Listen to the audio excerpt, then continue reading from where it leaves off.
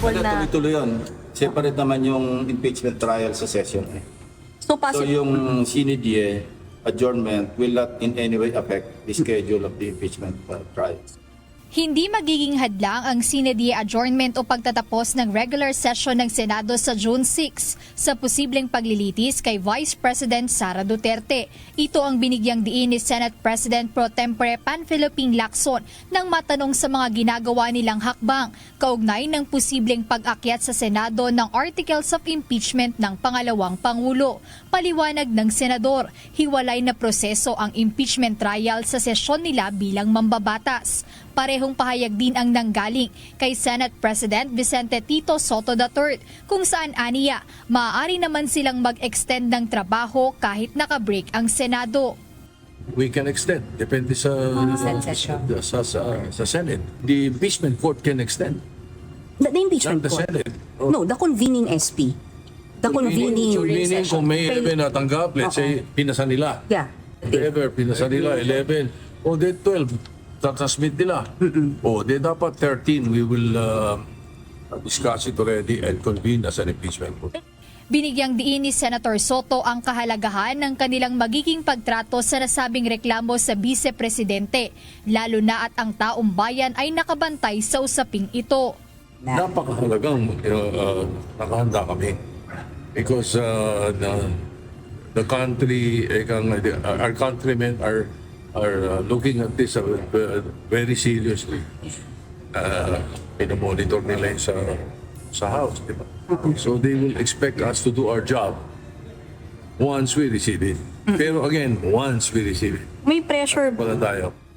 Wala rin aniyang dapat anumang pressure na maramdaman ang mga senador, kahit pa ang pangalawa sa pinakamataas na opisyal ng pamahalaan ang haharap sa trial. Tiniyak ni SP Soto na magiging patas ang Senado sa pagdinig ng anumang articles of impeachment na ipapasa sa kanila ng House of Representatives. Dapat ang mentality namin hindi ganyan. Dapat ang mentality namin, we have to do our job. We have to be impartial. Kahit sino pa yung ipapadala sa amin na articles of impeachment, we have to read, we have to look at it at a very impartial attitude. So, wala lahat dapat isipin na gano'n. Sa kabila ng paghahanda, aminado si Senate President Pro Tempore Lacson na hindi magiging madali ang paglilitis para sa mga senator judge na walang legal background. Siyempre, may disadvantage. Iba yung lawyers, may experience sila sa litigation, may experience sa court proceedings. So, lamang talaga yung mga lawyers. Ang problema, kakaunti yung lawyers namin dito. Gayunpaman, tiniyak niya na puspusan ang paghahanda nila ni SP Soto upang matiyak ang tamang proseso. Bukod kay Senator Soto at Senator Lacson, may paghahanda rin si Senator Pia Cayetano para sa inaasahang impeachment trial. I'm a lawyer naman, so may baon naman akong mga preparations. And yeah, nagaling naman ako sa previous impeachment din, di ba? Samantala nang matanong naman si Senator Rodante Marcoleta, sinabi nitong inaantay na lamang niya kung anuman ang makararating sa Senado. Hindi man ako nag-prepare. Hindi man ako ganun ako. Basta kung ano yung dumating, darating. Matapos ang caucus ng mga senador ngayong araw, muling binigyang diin ni Senate President Soto na oras maipadala sa kanila ang articles of impeachment ni Vice President Duterte. Aaksyonan nila ito forthwith.